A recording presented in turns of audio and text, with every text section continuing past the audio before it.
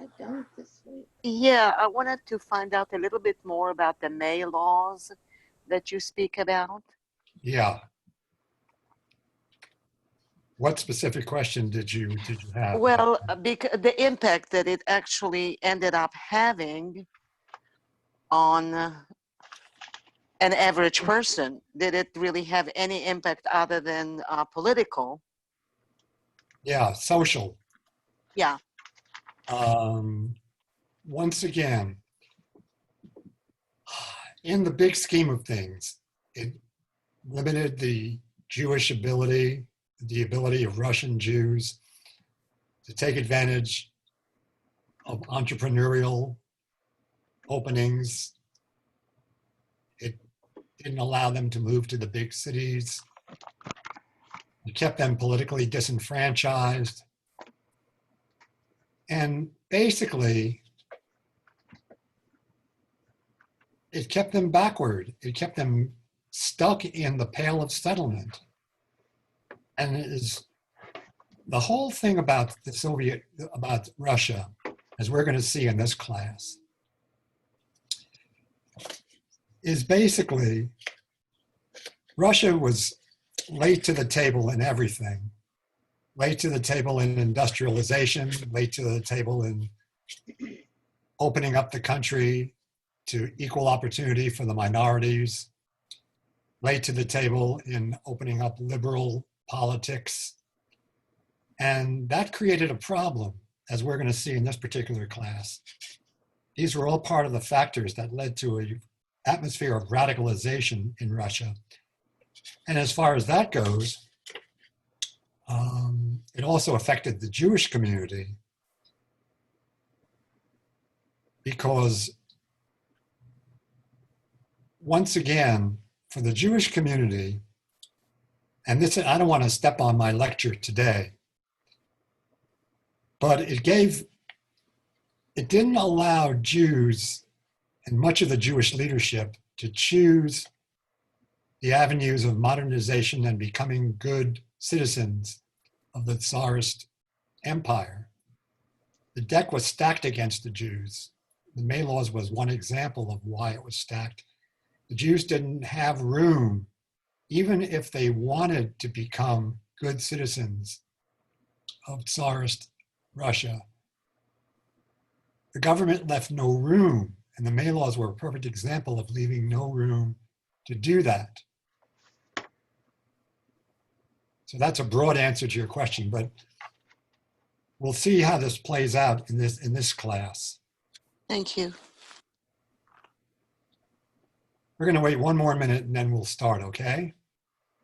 You know, it's hard to imagine from our viewpoint that they could enact such egregious laws and get away with it. Nobody could do Well, it. but see, but there was no effective forces that worked against the Tsar and the group of noblemen that surrounded him. There were no liberal politics as yet. There were no radical politics until we get to the 1890s. And that's where we're going to start off today, in the 1890s, when things radically changed in Russia.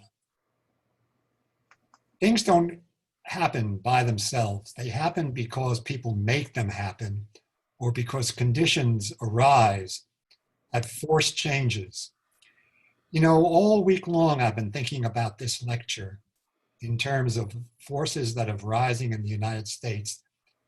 This past week has seen an incredible amount of political and social change, maybe, in the United States.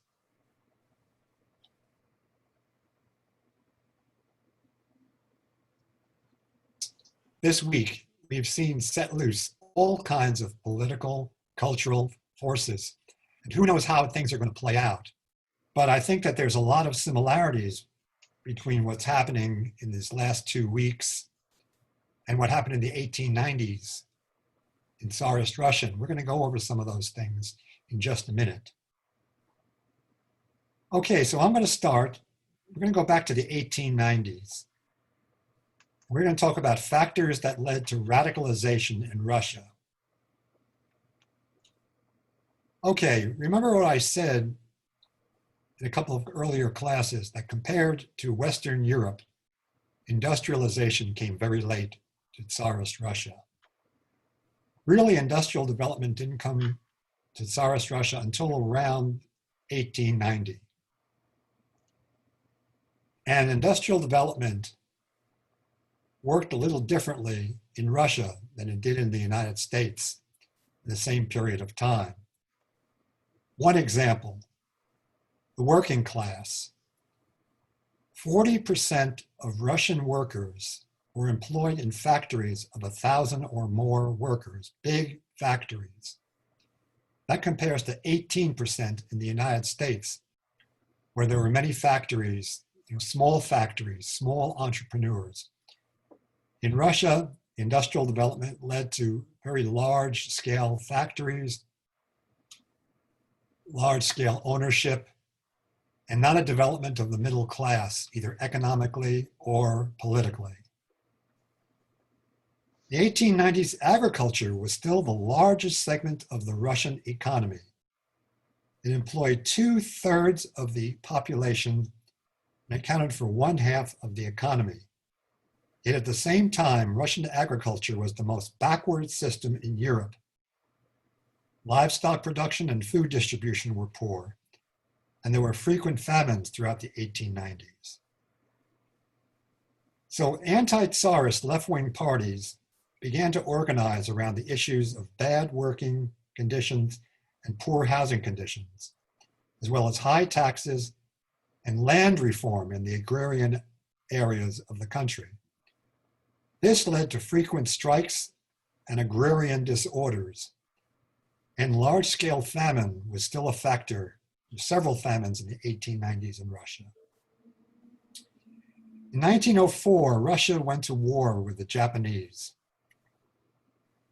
And as some of you know from history, the Russo-Japanese War, the Russians were defeated pretty badly. This led to empire-wide social and political upheaval. There was an alliance of the anti-Tsarist parties and the nationalist movement in the borderlands. This was accompanied by anti-Jewish pogroms by nationalist and right-wing groups, as well as worker and student strikes, street protests, widespread street protests, especially in the cities, vandalism, and even the assassination of government officials by left-wing groups. In 1905, the first Russian Revolution occurred. Now, the period between 1905 and 1907 in the Tsarist Empire deserves a class by itself. But the bottom line is that the Tsar convened a parliament called the Duma. So people had hopes that in this parliament were the beginnings of some kind of democracy in the Tsarist Empire.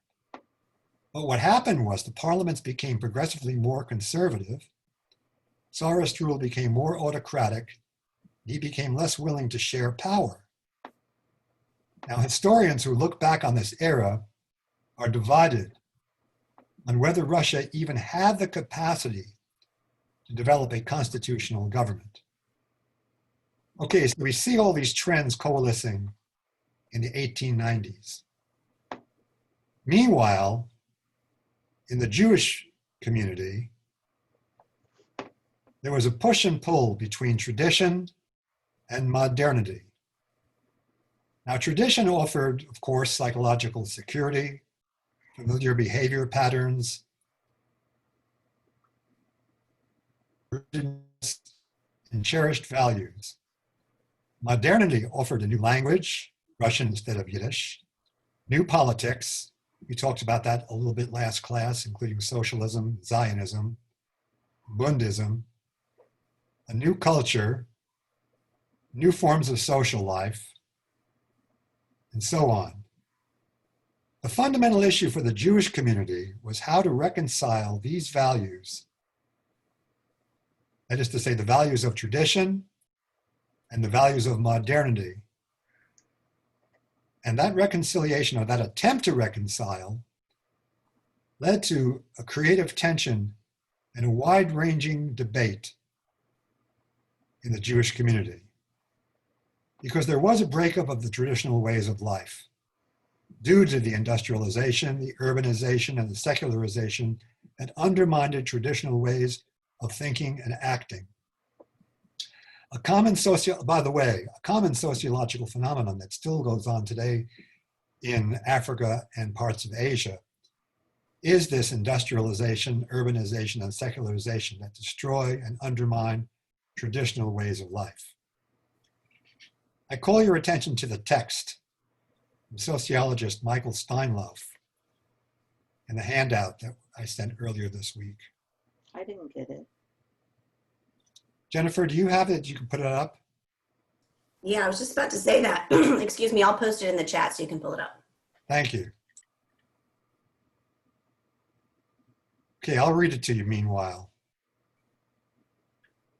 For generations of Eastern European Jews, traditional culture defined the texture of everyday life. Now, there were Jews who lived in two worlds. On one hand, they could take for granted Jewish law, custom, folklore, and legend, as these had developed for centuries. Regardless of their degree of practice or even belief, Jews were intimately acquainted with this cultural storehouse. Its contents were still instantly recognizable and more or less ambiguously still attractive. On the other hand, there were also Jews accustomed to trains, telegraphs, newspapers, and later, radios, telephones, automobiles, and ballot boxes. There was the rise, of course, of Jewish mass culture and the Jewish press. The Jewish press served as both a mouthpiece for the interests and the desires of the mass of the Jewish people, and simultaneously as a molder of opinion. I want to ask the class a question at this point. Do you think the Jewish press has any role in today's American Jewish community?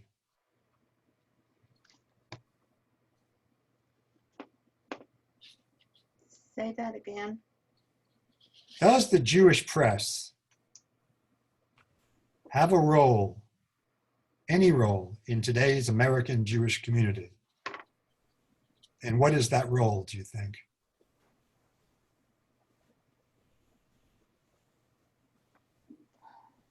I think it's to inform people of what's going on in our own community, but not necessarily, you know, In my opinion. advise us as to what to do.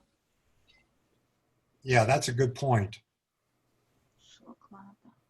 I think it's important to realize that the Jewish press in the 1890s in Russia, as it did in the United States in the 1920s and 1930s, took a major role in molding Jewish opinion.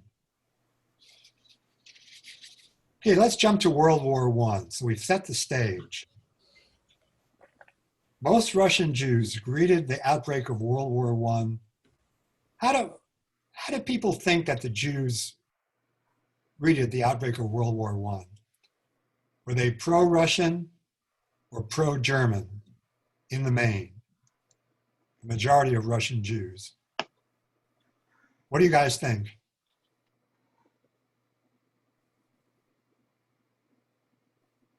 What would you imagine?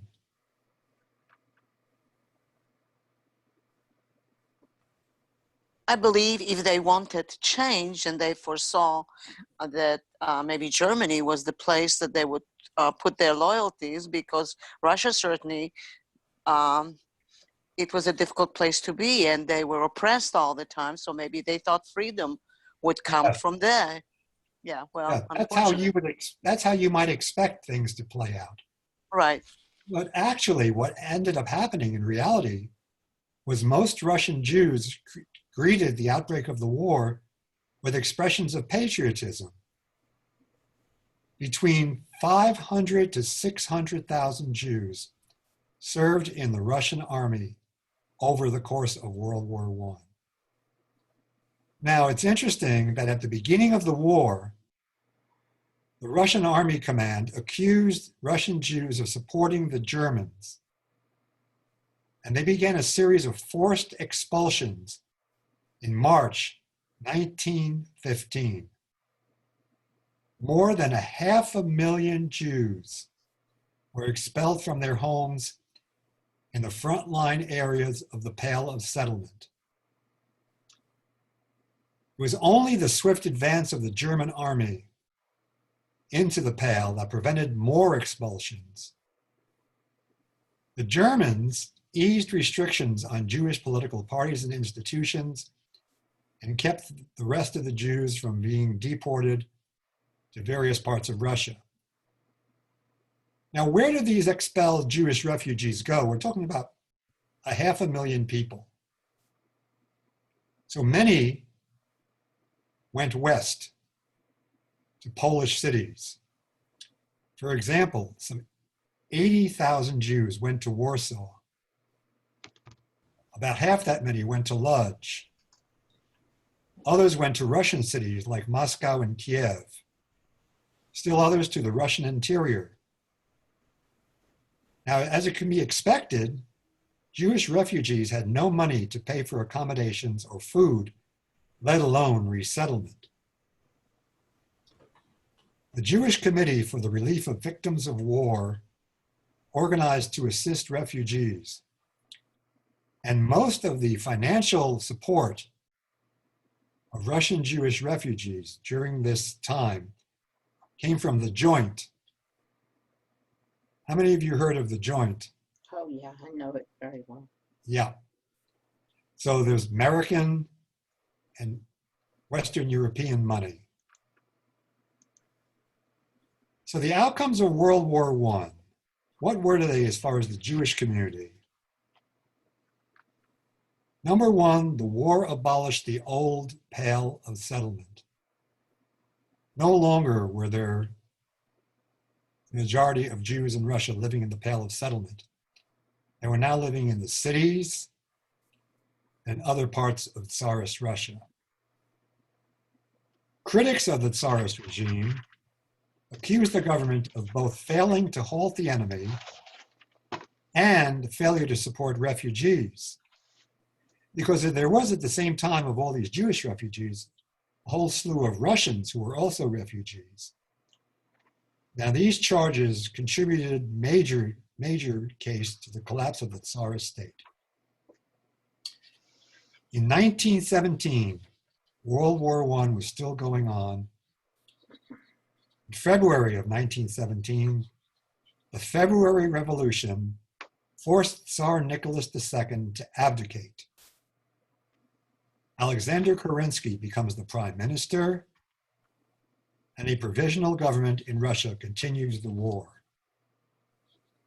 1 month after the provisional government took over, it abolished all anti-Jewish legislation. Not surprisingly, this was enthusiastically greeted by Russian Jews, and immediately after, there was widespread Jewish political mobilization. Now, to get an idea of the wide range of political opinion at the time in the Jewish community in Russia, what do you think the strongest party was within the Russian Jewish political setting, 1917? Anybody have a guess? It wasn't the communists. It was the Zionists. It was the Zionists. The second strongest were the Bund. The Bund supported the Menshevik line of democratic rule, a gradual introduction of socialism, and a left of center government, gradualism, but a gradual move towards socialism. There were the Bolsheviks, who were sympathetic to Lenin's view. The Bolsheviks enjoyed far less support than the Mensheviks or the Bund. There were also the Poalei Zion, the workers of Zion, who were similar to the Bund, plus they advocated socialist Jewish settlement in Palestine. There were the Volksparty, who advocated national cultural autonomy. Remember, we talked about autonomism, Simon Dubnow in the last class, in which each nationality in Russia would have its own parliament. There were the Jewish People's Group, leading liberal, democratic, they were democratic liberals, and they advocated full civil rights for Jews based on a Western democratic model. And there were also political parties that represented various religious groups. Okay, so that's February and March 1917.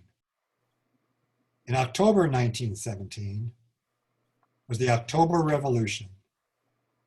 The October Revolution occurred actually 5 days after the Balfour Declaration was declared. One had nothing to do with the other, but it's just interesting that 5 days after the Balfour Revolution, the Bolsheviks stormed the Winter Palace, took over the government. Russia signed a peace treaty with Germany, and we know what happened to the Tsar and his family. Now, the end of the war did not bring peace to Russia. This is very important because this will set the stage for what happened in the eventual communist takeover. In the Ukraine, where German and Austrian troops controlled large territories, they established a Ukrainian nationalist puppet government. Okay? A month after the armistice was signed on November 11th, 1918, Simon Petliura deposed the government. Petliura was driven from power in late 1919. From then until March 1921, the Ukraine became the scene of violence, incredible violence between Ukrainian nationalists under Petliura, along with his allied paramilitaries, the Polish army, which invaded under General Pilsudski, Red Army forces, White Russians, anarchists under Nestor Makhno, fighters allied with the warlord Nikifor Griegov, who switched sides several times, and straightforward paramilitary bands driven by avarice and bloodlust, not ideology. So to recap very briefly, in Western Russia, you had a free-for-all, not between the communists and the White Russians, but between nationalists, Ukrainian nationalists, Polish nationalists, White Russians, anarchists, you name it, they're all out there fighting. It's a complete disintegration. The Jews were protected by no one. They were fair game for all. Historians document at least 887 pogroms. Other historians document 1,200 pogroms. Between 70,000 and 150,000 Jews died. Tens of thousands of Jewish women were raped. Some 300. I want to read to you a text written by historian Nadia Lipes, who is a contemporary historian. She writes, absolutely everyone took part in the pogroms. Whites, Bolsheviks, and Petluria's troops, peasants, and the inhabitants of neighboring governments, Of course, it is easy to kill someone you don't know personally, but the majority of the pogromists knew the people whom they were attacking. This did not disconcert them. The biggest problem in these things was impunity. The pogromists knew that after the killing of an ordinary peasant, there would be questions. But if they killed 25 local Jews, no questions would be asked. That's all. And the soldiers of all the armies, the whites, the anti-Bolsheviks, Russians, the Petlurites, etc., knew this. Now, it's interesting in the sideline here, in the contemporary Ukraine, today's Ukraine, among historians and people who are active in politics, there's a major question of whether Petluria, his regime, did they willfully support or merely tolerate these pogroms? That's a big debate. Simon Dubnow, great Jewish historian, wrote, and this was back in the turn of the century, that the debate is irrelevant because Petluria offered no opposition to the pogroms. Moreover, homicidal stealing, mass rape, permission to murder Jews, all of that propped up morale of whoever was fighting, reduced desertions, and meant the soldiers didn't have to be paid much because they would be encouraged to loot and to keep whatever they looted from the Jews. Now, while this was all going on, the communists had taken over, and Russia had become the Soviet Union. And the Soviet Union was a multinational country.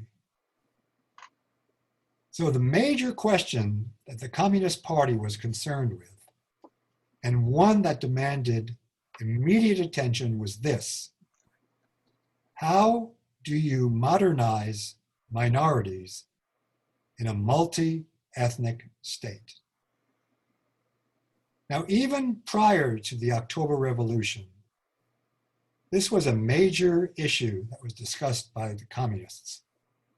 And it's interesting that in 1917, prior to the October Revolution, the Communist Party established the People's Commissariat for National Affairs, Narkomnats, headed by, of all people, Joseph Stalin. The goal was to produce ways to culturally and economically develop the various nations in the Soviet Union. Now, in the Russian Jewish community, there were two sorts of factions that supported, I'm sorry, I'm jumping ahead here a little bit, I apologize. Now there's two ways and two arguments to integrate nationalities into the Soviet Union. There's a horizontal way which binds individuals with different allegiances in a sense of common national nationhood. And there's a vertical way to integrate where you connect a political elite with the people, whatever their primitive.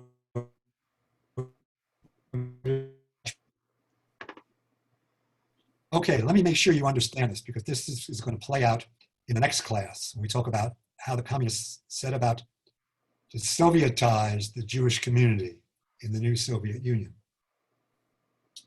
Okay, the problem. Multi-ethnic state. Remember 2 classes ago I said only half the people of the Soviet Union were Russian. 50% are different nationalities. And most of these people are attached to their nationality, as the Jews were. Okay, so how do you make these people, from the standpoint of a government, pledge their allegiance to this new nation?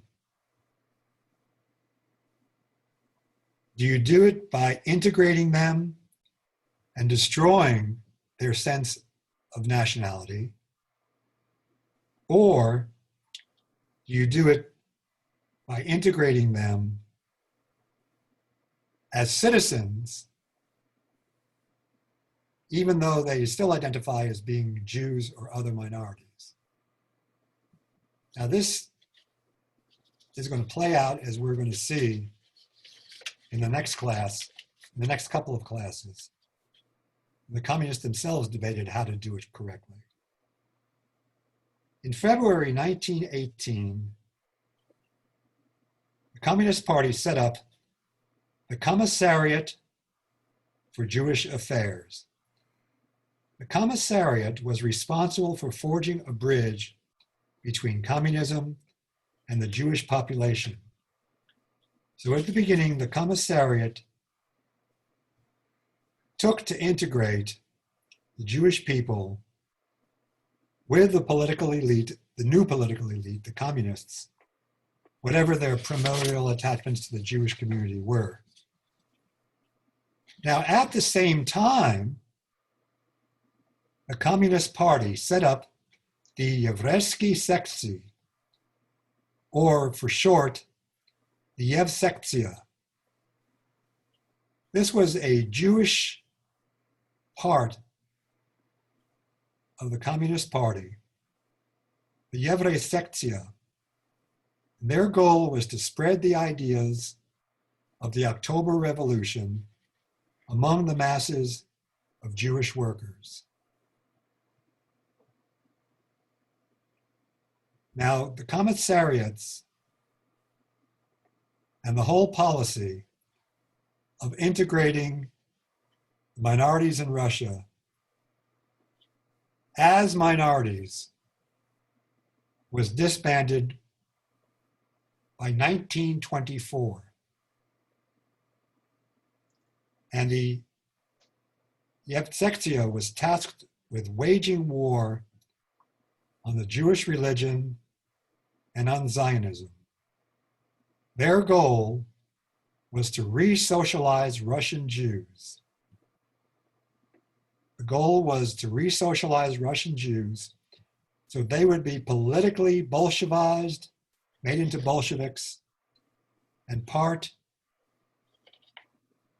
of the Soviet family of nationalities, instead of being part of the worldwide Jewish community. So to recap, at the beginning there was a debate of how to integrate Russian Jewry into the new communist state. And the faction that won, as we will see in the next class, was the Yevsektia, who were tasked with spreading the idea of the revolution to the masses of Jewish workers and to wage war on the Jewish religion and specifically on Zionism. Next week, we're going to see how that worked out when we talk about the communist mobilization of Russian Jewry in the 1920s. And once we see how this played out, that explains very much of what happened to Russian Jews in the 20th century and why Russian Jewry and how as they did. Any questions to this point? Hi, Aaron. Yeah, Paul. Hi, good morning, Aaron. Good morning. Is there a difference between Bolshevism and communism? It's all, that's a difficult question to answer. Yes, There is a difference between Bolshevism and communism. On the other hand, there's no difference between Bolshevism and communism. Communism as a political philosophy changed, and it changed radically from the days of Lenin before the communists seized power in the Soviet Union, and after the communists seized power and Lenin and Trotsky were leading the revolution, and definitely with the death of Lenin and the takeover of Stalin, definitely. That's a whole, again, class in and of itself. And you know what I'll do, Paul? In the next class, I'll try to do a very, very, very brief overview of how that changed and how that played out. But again, it depends on when you study communism and Bolshevism. Bolshevism, we could say, even though there are some people who would argue to this definition, Bolshevism was communism up until the death of Lenin, or maybe even sooner, the new economic policy in 1924. Fast answer to your question. Well, because when you hear about the Nazis, they were anti-Bolsheviks, Right. but they didn't refer to communists. You know, what the Nazis did was link, they called it Judeo-Bolshevism. Okay? They linked the Jewish people to communism, but they did it specifically by labeling it Judeo-Bolshevism. And I don't think that the labels are as important as how the Nazis linked the two together and what that meant and how that played out. Linking Jews to Bolshevism, what that would essentially, in the Nazi ideology, what that essentially would do would create allies amongst the non-Russian nationalities especially after Hitler invaded Russia in 1941. Hitler imagined that the non-Russian nationalities would rally to the side of the Nazis because they had been oppressed, and the nationalist movements, the Ukrainian, Belarusian, Latvian, Lithuanian national movements, had been suppressed under communism. And maybe, if you think about it, if the Nazis hadn't been so racially motivated and racist and so heavy-handed, that might have played out, because at the beginning, that was certainly a possibility when the Nazis first invaded the Soviet Union. As we know, it didn't play out that way at all. Does that partially answer your question, Paul? No, I think it was a good answer. Thank you. I have a comment. You know, you were talking about how the Jews moved into cities and were working in factories. Yeah. I read a great book came out about 2 years ago, called Caught in the Revolution by Yes. Helen Rappaport. And it said that it was mainly people from different countries in Europe, like Belgium, England, France, who owned the mills and the factories. And they owned most of it, according to this lady, which I didn't know that. And it's a great book because, you know, it tells you not only about the foreign press and the foreign embassies who were all in St. Petersburg and what happened to them, and it gives you maps of like where everything was, but it also has great descriptions of the Navy and the poor women, you know, marching in the streets and going into the Tsar's silos of wheat. And, you know, it's an amazing book. Yeah. I highly recommend that book. There are some historians who disagree with the authors, some of the author's major contentions. And not to go into, it's definitely a worthwhile book to read. Now, I mentioned in this particular class today that as compared to the United States, for example, many of the factories were large factories, and the workers, the Russian and the Jewish workers who worked in the factories, they were owned by they were big factories, 1,000 or more employees, 40% of the factories. I don't know how many were owned by foreign owners, okay? I might look that up this week. I don't think it's as much as the author contends, okay? But there was a lot of foreign capital that poured into Russia during this time. Because as I said in last class, Russia was undercapitalized. And it's interesting when you look at the Russian economy, it was still an incredibly, incredibly backward economy. Here is the 20th century. And agriculture counts for 50% of the national product in Russia. 20th century, 50% of the gross national product. Nowhere in Western Europe do you see stuff like that.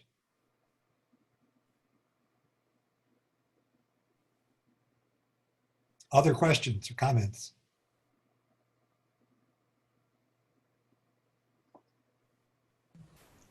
Could you repeat the name of the book that you were recommending?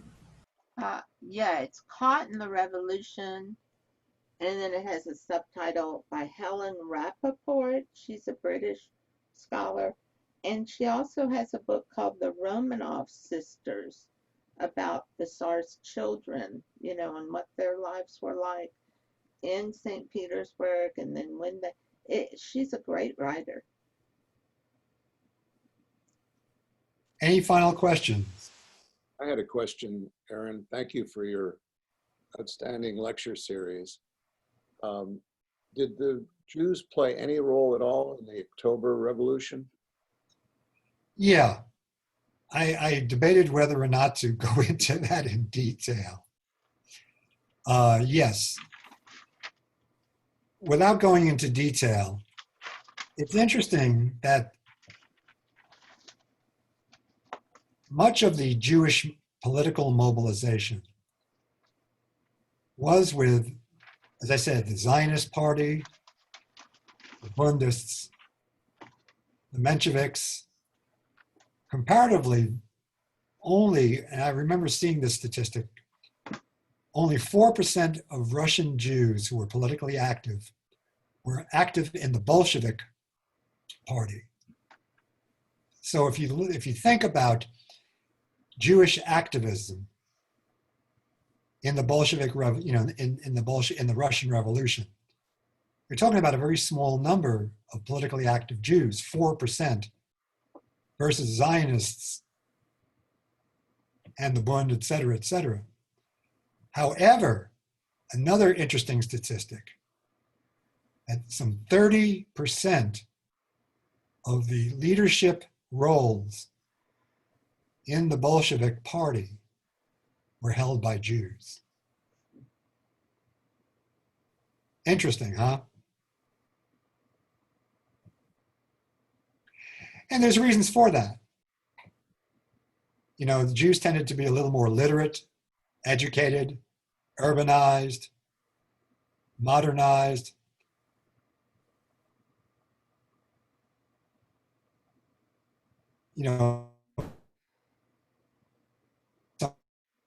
They took leadership positions. Also, you think about it also, that World War I really created an incredible vacuum in loss of life, loss of power, political leadership. It just was a total upheaval of life in Russia.